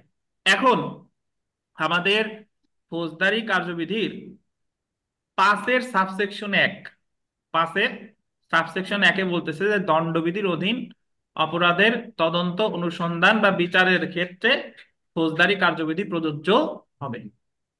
এর আগেই আমরা বলছি যে পড়ার আগে শুরুতে বললাম না যে ফৌজদারি কার্যবিধি যদি বন্দুক হয়, দণ্ডবিধি হচ্ছে কি গুলি। তাহলে দণ্ডবিধি একটা সাবস্ট্যান্টিভ ল বা গুলি, এই গুলিটারে চালানো যাবে কোন বন্দুকে? ফৌজদারি কার্যবিধি নামক বন্দুকে। এবং সেটারেও বৈধতা দিছে আমাদের ফৌজদারি কার্যবিধির 5-এর সাবসেকশন কত? 1। বুঝতে পারছেন একটু? এখন তাহলে প্রশ্ন এসে যায়, তাহলে ফৌজদারি কার্যবিধি কি? যে অপরাধ সংক্রান্ত ওই যে যে বিশেষ আইনগুলো আছে, যে নারী ও শিশু নির্যাতন দমন আইন, তারপরে আপনার যৌতুক নিরোধক আইন, তারপরে যে মাদক দ্রব্য নিয়ন্ত্রণ আইন, দুর্নীতি দমন কমিশন আইন, এগুলার তদন্ত অনুসন্ধান বা বিচারের ক্ষেত্রে ফৌজদারি কার্যবিধি প্রযোজ্য হবে কিনা, মানে দণ্ডবিধি ছাড়া অন্যান্য যে গুলি আছে ওই গুলিগুলো কি ফৌজদারি কার্যবিধিতে নামক বন্দুকে চালানো যাবে কিনা। এটার উত্তর হচ্ছে যাবে আবার যাবে না, যাবে আবার যাবে না। কেমনে? যদি ওই বিশেষ আইনগুলোতে বলা থাকে যে এই আইনের অধীন অপরাধের তদন্ত অনুসন্ধানের ক্ষেত্রে ফৌজদারি কার্যবিধি প্রযোজ্য হবে, তাহলে ওই বিশেষ আইনগুলোর ক্ষেত্রে ফৌজদারি কার্যবিধি প্রযোজ্য হবে। আর ওই বিশেষ আইনে যদি নিষেধ করা থাকে যে না আমার ফৌজদারি কার্যবিধি রে লাগবে না, আমিই গুলি আমিই বন্দুক, আমার অন্য বন্দুক লাগবে না, তাইলে ফৌজদারি কার্যবিধি রে লাগবে না। কিন্তু ওই বিশেষ আইনে তাহলে আমরা দুইটা জিনিস পাইলাম, যদি বলা থাকে তাহলে ফৌজদারি কার্যবিধি প্রযোজ্য হবে, যদি বলা না থাকে তাহলে ফৌজদারি কার্যবিধি প্রযোজ্য হবে না, মানে নিষেধ করা থাকলে হবে না। কিন্তু যদি এরকম হয় যে উনি প্রযোজ্য হবে কি হবে না, হ্যাঁ অথবা না কিছুই কি বলে নাই, তাহলেও ফৌজদারি কার্যবিধি বিশেষ আইনের ক্ষেত্রে প্রযোজ্য হবে। বুঝতে পারছেন? তাহলে এই কথাগুলো বলতেছে ফৌজদারি কার্যবিধির 5-এর সাবসেকশন কত? 2। একে না, একের ক্ষেত্রে তো যে দণ্ডবিধির অধীন তদন্ত অনুসন্ধান বিচারের ক্ষেত্রে ফৌজদারি কার্যবিধি প্রযোজ্য, এটা হলো 5-এর 1। আর 5-এর 2-এ বললো যে বিশেষ আইনে যদি ফৌজদারি কার্যবিধির প্রযোজ্যতা বলা থাকে তাহলে প্রযোজ্য হবে, বিশেষ আইনে যদি ফৌজদারি কার্যবিধির প্রযোজ্যতা সম্পর্কে নিষেধ করা থাকে তাহলে হবে না। আর বিশেষ আইনে ফৌজদারি কার্যবিধি প্রযোজ্য হবে কি হবে নাই এই রিলেটেড কোনো কথাই বলে নাই, তাহলে সেই ক্ষেত্রে কি হবে, সেই ক্ষেত্রে প্রযোজ্য হবে। তাহলে আমরা যে 5(1)-এর যে যে ক্রিমিনাল প্রসিডিউর কোড বিশেষ আইনের ক্ষেত্রে প্রয়োগযোগ্য কি, বলেন তো প্রয়োগযোগ্য কি, উত্তর কি হবে? বিশেষ আইনের ক্ষেত্রে প্রয়োগযোগ্য হতে পারে, আবার কি নাও হতে পারে। তো এই ক্ষেত্রে আমাদের উত্তর আলোচনা করতে হবে 5-এর সাবসেকশন কত, 1 আপনি আলোচনা করলে করতে পারেন যদি প্রশ্নের মার্ক একটু বেশি থাকে, বাট মেইনলি আলোচনা করতে হবে কত, 5-এর 2। আচ্ছা, তো আমরা সরাসরি উত্তরে চলে আসি। দেখেন, তো এর আগে আরেকটা কথা একটু বলে নিই, সেটা হলো যে ওই 5-এর 1-এ বললো যে ফৌজদারি কার্যবিধি আহ দণ্ডবিধির অধীন অপরাধের তদন্ত অনুসন্ধানের ক্ষেত্রে ফৌজদারি কার্যবিধি প্রযোজ্য, এটা বলছে কততে, 5-এর 1। আর দণ্ডবিধির যে অপরাধ সমূহ এটা কোন কোন ফৌজদারি আদালত করতে পারে, এটা বলছে 28 ধারায়। কত ধারায়? মানে ফৌজদারি কার্যবিধি যে দণ্ডবিধির ক্ষেত্রে প্রযোজ্য এটা বলছে 5-এর 1। আর প্রযোজ্য তো হয়ে গেল, এখন ওই দণ্ডবিধির অধীন অপরাধগুলোর বিচার করবে না, যে ফৌজদারি আদালত, ম্যাজিস্ট্রেট আদালত আছে, তারপরে আপনার ওই দায়রা আদালত আছে, তাহলে এই বিচারগুলো কোন কোন কোন আদালত করবে, এই আদালতগুলোর কথা বলা আছে কত ধারায়, 28 ধারায়। বুঝতে পারছেন? তাহলে 5-এর 1-এর সাথে যোগসূত্র আছে কার, 28 ধারা। 5-এর 1-এ বলছে ফৌজদারি কার্যবিধির প্রযোজ্যতা কিসের ক্ষেত্রে, দণ্ডবিধির ক্ষেত্রে। আর দণ্ডবিধির অপরাধ সমূহের বিচার করবে কোন কোন ফৌজদারি আদালত, এটা বলছে কত ধারা, 28 ধারা। এখন বিশেষ আইনের ক্ষেত্রে ফৌজদারি কার্যবিধি প্রযোজ্য, এটা বলছে কত, 5-এর 2। তাহলে বিশেষ আইনের ক্ষেত্রেও ফৌজদারি কার্যবিধির কোন কোন আদালত ওই বিশেষ আইনের অপরাধের বিচার করবে, এই কথা বলছে কত ধারায়, 29 ধারায়। তাহলে আইন হচ্ছে এরকম যে আপনি যদি 5-এর 1 5-এর 2-তে কি বলা আছে, 28-29-এ কি বলা আছে, এটা আপনি এই জায়গা হুবহু লেখার দরকার নাই, আপনি আপনার মতো বুঝে কি জাস্ট ধারাটা ঠিক রেখে উত্তর লিখলেই আপনি ইনশাল্লাহ পাস করার জন্য যা দরকার, নট অনলি পাস, 60% 70% মার্ক ইনশাল্লাহ আপনি পেয়ে যাবেন। আপনার 80 তো দরকার নাই, 80 দরকার হইলে আমার কাছে পড়ার দরকার নাই, 80 দরকার হইলে 3-4 কোচিং এ পড়তে হবে মরিয়ম বৈদ্যর মতো। জি, দেখেন, তো আমরা চলে আসি উত্তরে চলে আসি। দেখেন যে বিশেষ আইনের ক্ষেত্রে ফৌজদারি কার্যবিধির প্রযোজ্যতা।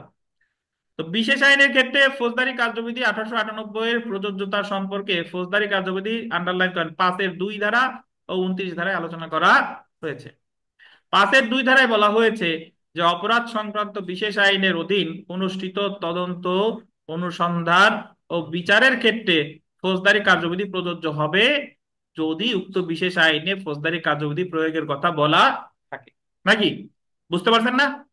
যেমন নারী ও শিশু নির্যাতন দমন আইন 2000-এর ক্ষেত্রে ফৌজদারি কার্যবিধি প্রযোজ্য হবে। কেন প্রযোজ্য হবে?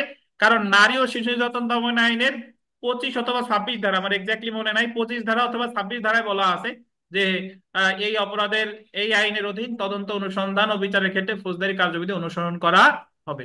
তার মানে নারী ও শিশু নির্যাতন দমন আইনের যে অপরাধগুলোর বিচারের ক্ষেত্রে ফৌজদারি কার্যবিধি কি বলেন, অনুসরণ করা হবে।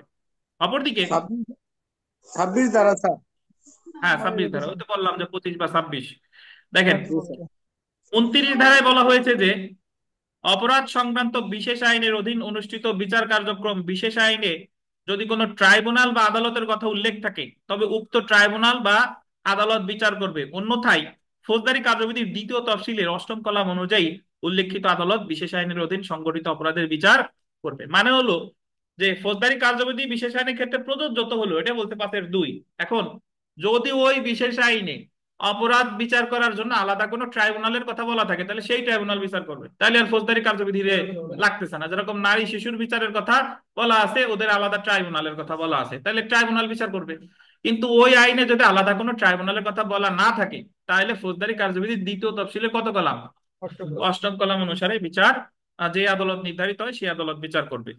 যেরকম নারী ও শিশু নির্যাতন দমন আইন 2000-এর অধীন সকল অপরাধের বিচার করবে নারী ও শিশু নির্যাতন দমন ট্রাইব্যুনাল। অপরদিকে যৌতুক নিরোধক আইন 2018-এর অধীন অপরাধের বিচার করবে ফৌজদারি কার্যবিধি 1898-এর 2য় তফসিলের 8ম কলামে উল্লেখিত আদালত অনুযায়ী। কারণ যৌতুক নিরোধক আইন 2018-তে আলাদা কোনো আদালত বা ট্রাইব্যুনালের কথা বলা হয়নি, তাহলে এটার বিচার করবে কি, ফৌজদারি কার্যবিধির 2য় তফসিলের 8ম কলাম অনুসারে।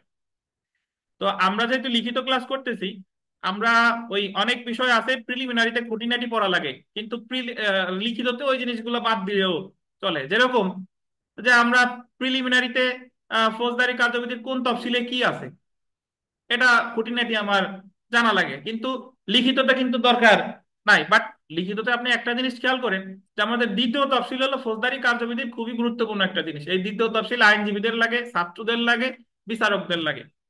দ্বিতীয় তফসিলের প্রথম যে 8টা কলাম আছে, প্রথম কলামে আছে দণ্ডবিধির অধীন কি ধারা, তারপরে আছে অপরাধের নাম, তৃতীয় কলাম আছে কগনিজেবল নাকি নন কগনিজেবল, চতুর্থ কলাম আছে আগে সমন দিবে নাকি ওয়ারেন্ট দিবে, পঞ্চম কলামে আছে কি জামিনযোগ্য নাকি জামিন অযোগ্য, ষষ্ঠ কলামে আছে আপোষযোগ্য নাকি আপোষ অযোগ্য, সপ্তম কলামে আছে সাজা, আর অষ্টম কলামে আছে কোন আদালত বিচার করবে।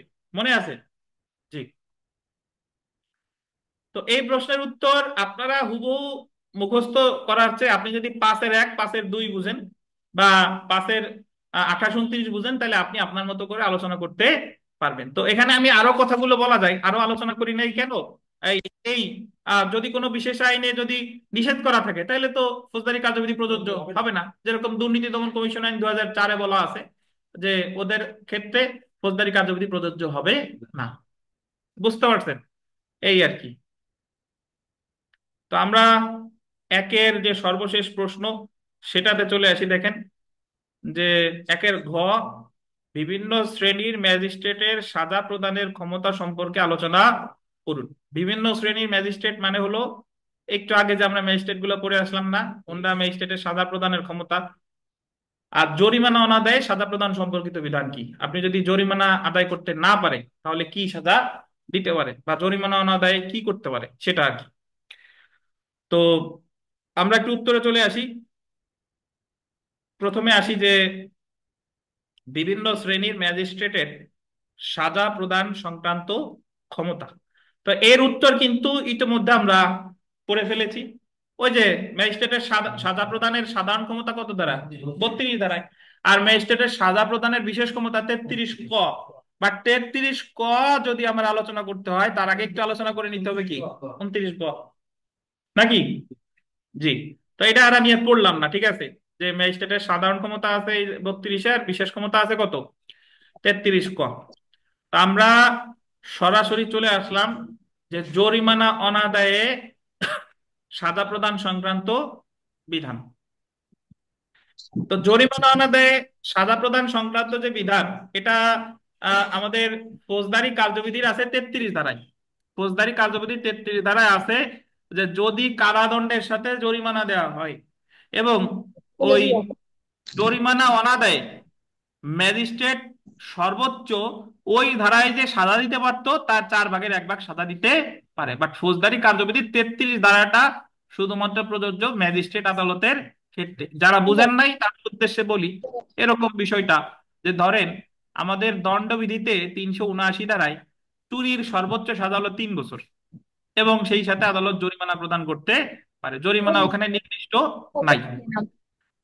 তো যদি এরকম এবছর হয় যে এবছর একজন চোর, সে চুরি করলো, গরু চুরি করছে ধরেন, গরু চুরি করার পরে আদালত তাকে 1 বছরের কারাদণ্ড এবং 5,000 টাকা জরিমানা করছে। এখন ধরেন রায়ে সাধারণত বিচারক মহোদয়গণ উল্লেখ করে যে জরিমানা যদি আমার ওই আসামি যদি না দিতে পারে তাহলে ওই 5,000 টাকার জন্য আদালত সর্বোচ্চ আর কত সাজা দিতে পারে, কারাদণ্ড দিতে পারে। এই এই হিসাবটা বলছে আমাদের ফৌজদারি কার্যবিধি 33 ধারায়। 33 ধারায় বলছে যে আদালত আগে দেখবে যে ওই ধারায় সর্বোচ্চ সাজা কত দিতে পারে।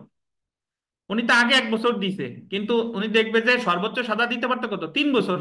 তাহলে 3 বছরের ভাগ দিবে কত দিয়ে, 4 দিয়ে। 3 বছর তো 36 মাস, 36 মাসে যদি 4 দিয়ে ভাগ দেয় তাহলে কত হয়, 9 মাস। তাহলে ওই 5,000 টাকা অনাদায়ে ম্যাজিস্ট্রেট মহোদয় সর্বোচ্চ সাজা দিতে পারে কত, 9 মাস দিতে কিন্তু উনি বাধ্য না। উনি ইচ্ছা করলে 5 মাস, 5,000 টাকা অনাদায়ে 1 মাসও দিতে পারে, 2 মাস দিতে পারে, 10 দিনও দিতে পারে, কিন্তু সর্বোচ্চ দিতে পারবে কত, 9 মাস। ধরি যে উনি রায়ে উল্লেখ করলো যে 1 বছর কারাদণ্ড ও 5,000 টাকা জরিমানা, 5,000 টাকা অনাদায়ে 9 মাস। তাহলে ওই আসামি যদি 5,000 টাকা না দিতে পারে তাহলে সে মোট সাজা খাটবে কত? 1 বছর, এবং 5,000 টাকা অনাদায়ে কত? 9 মাস। বুঝতে পারছেন ফৌজদারি কার্যবিধি 33 ধারা? এখন ফৌজদারি কার্যবিধির 33 ধারা সমান সমান দণ্ডবিধির 65 ধারা। কিন্তু কথা আছে, দণ্ডবিধির 65 ধারা সকল ফৌজদারি আদালতের ক্ষেত্রে প্রযোজ্য, এটা দায়রা আদালতের ক্ষেত্রেও প্রযোজ্য, এটা ম্যাজিস্ট্রেট আদালতের ক্ষেত্রেও প্রযোজ্য। কিন্তু ফৌজদারি কার্যবিধি 33 ধারা কিসের ক্ষেত্রে প্রযোজ্য? শুধুমাত্র ম্যাজিস্ট্রেট আদালতের ক্ষেত্রে প্রযোজ্য। এই আসমা খানম, ফৌজদারি 33 আর দণ্ডবিধির 65 ধারা বুঝেন?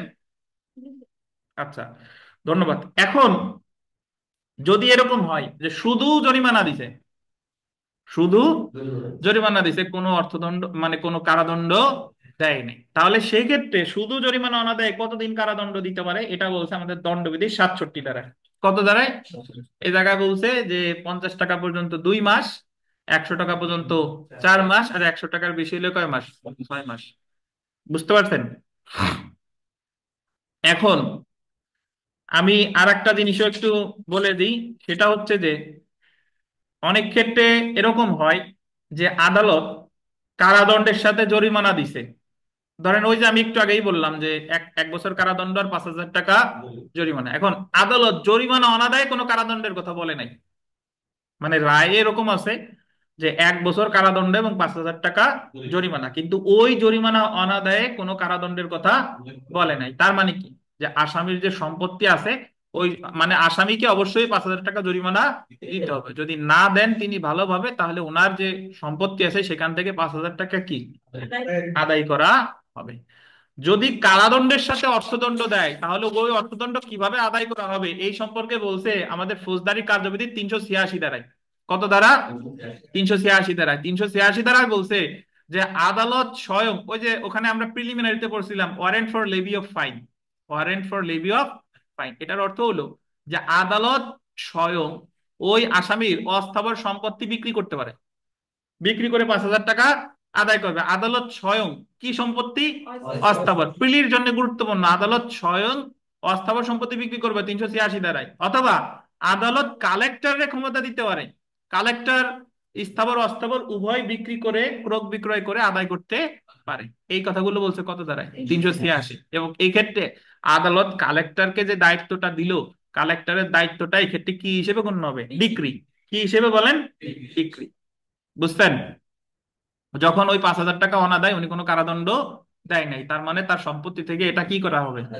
আদায় করা হবে। কিন্তু যদি এরকম হয়, এটা তো আমি বললাম যে কারাদণ্ড প্লাস অর্থদণ্ড দিল, কারাদণ্ড প্লাস অর্থদণ্ড। কিন্তু যদি এরকম হয় কোনো কারাদণ্ড দেয় নাই, শুধু অর্থদণ্ড দিছে, কোনো কারাদণ্ড দেয় নাই, শুধু অর্থদণ্ড দিছে, তাহলে প্রযোজ্য হবে ফৌজদারি কার্যবিধি 388 ধারা। 388 ধারা। তাহলে সেই ক্ষেত্রে ওই যে তারে ওই 83 ধারার বিধান যেরকম ওই ক্রোক ট্রোক করেই আদায় করা হবে, বাট সেই ক্ষেত্রে ওই আপনার ওই আসামি আদালতের কাছে সময় চাইতে পারে যে ওনার আমার 2 বা 3 কিস্তিতে এই অর্থদণ্ড পরিশোধের কি দেয়া হোক, সুযোগ দেয়া হোক। এটা বলছে কত ধারায়? 388 ধারায়। এই হচ্ছে আপনার যে যদি জরিমানা অনাদায়ে কারাদণ্ড দেয়, সর্বোচ্চ 4/1 দিতে পারবে না। আর জরিমানা অনাদায়ে যদি কোনো কিছু না দেয়, তার মানে জরিমানাটা অবশ্যই আদায় করা হবে। সেই ক্ষেত্রে অনুসরণ করা হবে ফৌজদারি কার্যবিধি 386 এবং 388। বুঝতে পারছেন? তো একটু পড়ি যে ফৌজদারি কার্যবিধি 1898 এর 33 ধারা অনুসারে যদি কোনো ম্যাজিস্ট্রেট আদালত কোনো অপরাধীকে কারাদণ্ডের সাথে অর্থদণ্ড প্রদান করে, তবে উক্ত অর্থদণ্ড অনাদায়ে ম্যাজিস্ট্রেট উক্ত অপরাধীকে উক্ত ধারায় সর্বোচ্চ কারাদণ্ডের, আন্ডারলাইন করবেন, 4/1 বা 1/4 পর্যন্ত কারাদণ্ড প্রদান করতে পারে। ফৌজদারি কার্যবিধি 33 ধারার সাথে দণ্ডবিধি 1860 এর 65 ধারার সাদৃশ্য রয়েছে, তবে পার্থক্য হলো ফৌজদারি কার্যবিধি 33 ধারা শুধুমাত্র ম্যাজিস্ট্রেট আদালতের ক্ষেত্রে প্রযোজ্য, অপরদিকে দণ্ডবিধির 65 ধারা সকল ফৌজদারি আদালতের ক্ষেত্রে প্রযোজ্য। আমি অনেক কথা বলছি, প্রশ্নে ওই কথাগুলো নাই, দেখেন দেখেন। এছাড়া ফৌজদারি কার্যবিধি 1898 এর 388 ধারায় যে ক্ষেত্রে কোনো অপরাধীকে শুধুমাত্র অর্থদণ্ড প্রদান করা হয়, শুধুমাত্র কি অর্থদণ্ড প্রদান করা হয়, তখন উক্ত অর্থদণ্ড আদায়ে আদালত কোনো অপরাধীকে অনধিক, আন্ডারলাইন করবেন, 30 দিনের সর্বোচ্চ 2 বা 3 কিস্তিতে অর্থদণ্ড পরিশোধের নির্দেশ দিতে তাহলে এখানে কি 386 অনুসরণ করা যায়? পারলে করবেন। আমি তো আপনাদের সার্বিকভাবে আলোচনা করলাম যে কারাদণ্ডের সাথে অর্থদণ্ড দিলে কিভাবে আদায় করবে, শুধু অর্থদণ্ড দিলে কিভাবে আদায় করবে, আর অর্থদণ্ড অনাদায় কারাদণ্ড যদি দিতে চায় তাহলে সেই ক্ষেত্রে সর্বোচ্চ কি কারাদণ্ড দিতে পারে। এই আর কি। অনলাইনে যারা আছেন বুঝতে পারছেন কি না, অনলাইনের ভাই বোনরা? জি স্যার। জি স্যার, ক্লিয়ার স্যার। অফলাইনে যারা আছেন আপনারা বুঝতে পারছেন কিনা, এবং আপনারা যারা পড়াশোনা মোটামুটি করছেন দেখবেন যে প্রথমবার যা পড়ছেন দ্বিতীয়বার পড়ার সময় আপনার কনসেপ্ট আরো কি ক্লিয়ার হচ্ছে। তাহলে আমাদের আব্বাস সাহেবকে একটা প্রশ্ন করি। আব্বাস সাহেব, আব্বাস সাহেব বলেন যে ফৌজদারি কার্যবিধির 33 ধারার সাথে আমাদের দণ্ডবিধির 65 ধারার কি পার্থক্য আছে? স্যার ওই যে ম্যাজিস্ট্রেট আদালত শুধুমাত্র ম্যাজিস্ট্রেট আদালতের ক্ষেত্রে, আর 65 হচ্ছে স্যার সকল আদালত আদালত স্যার। আচ্ছা, ধন্যবাদ। আব্বাস সাহেবের আর একটা কথা বলি। ধরেন জি স্যার। একজন আহ, ব্যক্তিকে একজন আসামিকে আদালত 379 ধারায় 1 বছরের কারাদণ্ড আর 10,000 টাকা জরিমানা দিল, 10,000 টাকা অর্থদণ্ড দিল। এখন জি স্যার। এই 10,000 টাকা অর্থদণ্ড অনাদায়ে কোনো কারাদণ্ডের কথা বলে নাই। তাহলে এই 10,000 টাকা কিভাবে আদায় করা হবে আব্বাস সাহেব? স্যার এটা সম্পত্তি ক্রয়ের মাধ্যমে আদায় করা হবে স্যার। কত ধারার বিধান? এটা বিধান হচ্ছে স্যার 66 ধারার স্যার। না না না, 67 না।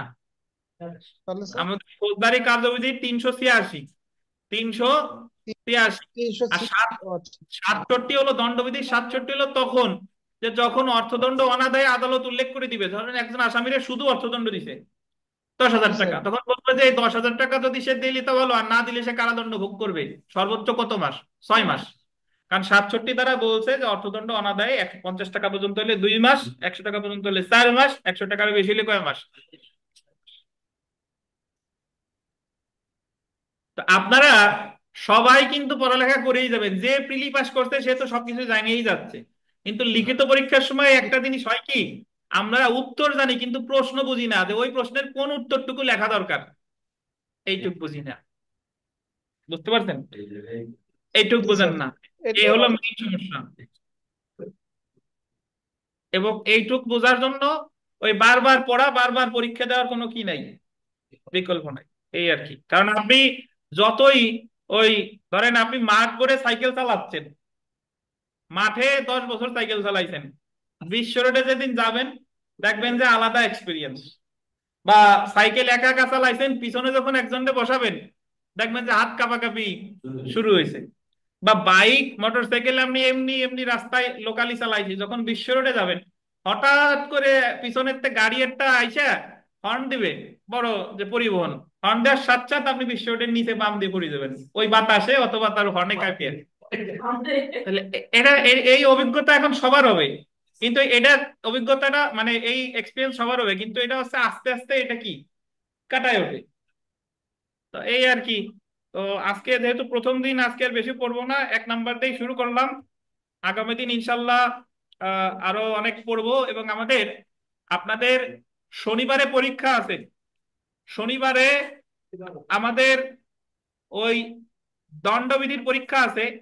দণ্ডবিধির সাজেশনটা আছে নাকি দণ্ডবিধি? আচ্ছা, দণ্ডবিধির সাজেশনের 8 থেকে 12। আচ্ছা, তারপরে দণ্ডবিধির সাজেশনটা আমি একটু দেখে বলি যে শনিবার আমাদের কি পরীক্ষা, একটু অপেক্ষা করেন। অনলাইনে তো আপনারা পরীক্ষা দেন না।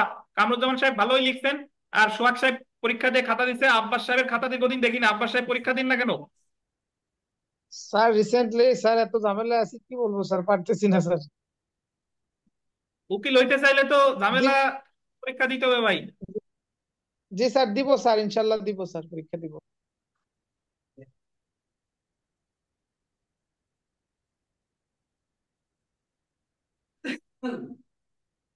10 থেকে 13, 10 থেকে 13, দণ্ডবিধির দশ দ- থেকে তেরো শনিবারে পরীক্ষা, 50 মার্কের। জি তো স্যার। বলেছিলাম যারা যারা অনলাইনে আমাদের ক্লাস করছেন ধন্যবাদ তাদেরকে। আর যারা যারা পরীক্ষা দিচ্ছেন না চেষ্টা করেন পরীক্ষা দেওয়ার। আপনারা যদি ওই সময় পরীক্ষা দিতে নাও পারেন, প্রশ্নটা তো আপনাদের কাছে থাকে, বাসায় বসে 2 ঘন্টার মধ্যে পরীক্ষা দিয়ে আমার কাছে খাতা দিবেন পিডিএফ আকারে, ছবি তুলে জি স্যার। পিডিএফ আকারে খাতা দিয়েন, আমার হোয়াটসঅ্যাপে দিলেন ভালো হয়, মেসেঞ্জারে দিলে 2-3 দিন পর পিডিএফ পাওয়া যায় না। তো আমার হোয়াটসঅ্যাপে খাতা দিয়েন, আপনার খাতা দেখে আমি জুমে মোবাইল ওই মানে রেকর্ড করে মূল্যায়ন করে দিব যে কোথায় কোথায় কি করলে ভালো হতো। এটাই আর কি। জি স্যার। এই আর কি, আজকে এই পর্যন্তই থাক, সবাই ভালো থাকেন। আগামী বৃহস্পতিবার ইনশাল্লাহ দেখা হবে, বৃহস্পতিবার আরো বেশি পড়া হবে। এই আর কি। আল্লাহ হাফেজ, আসসালামু আলাইকুম। আসসালামু আলাইকুম স্যার।